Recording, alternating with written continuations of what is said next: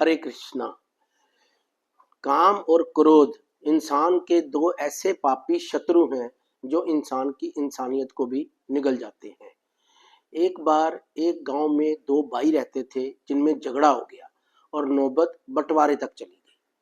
और गांव का चुकाने के बाद उनके पास जो प्रॉपर्टी के नाम पे बचा वो थी एक भैंस और एक था कंबल।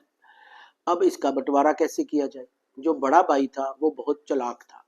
उसने अपने दूसरे भाई को बोला कि तुम ऐसा करना, जो कंबल है वो दिन में तुम रख लिया करना और रात को मेरे को दे देना, और जो भैंस है उसका अगला हिस्सा कि तुम मालिक और पिछले हिस्से का मैं। तो उसने जो फैसला सुना दिया तो दूसरे भाई ने ये मानना पड़ा।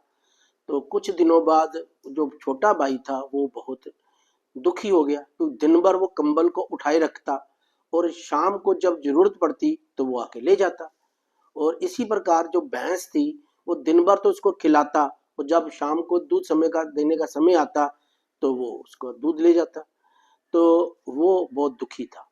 तो वो था तो थोड़ा भक्ति भाव वाला, अपने गुरु के पास गया, उसको अपनी सारी व्यथा सुनाई।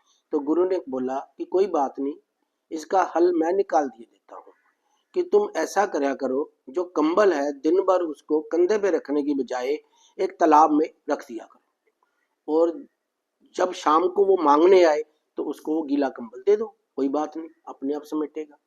और जो भैंस है उसका जो अगले हिस्से का तुम मालिक है तो उसको दिन भर कुछ खाने को ना दिया करो, उल्टा एक लाठी लेके उसके मुंह पे खड़े हो जा करो, जब खाने को आए उसको मारा करो।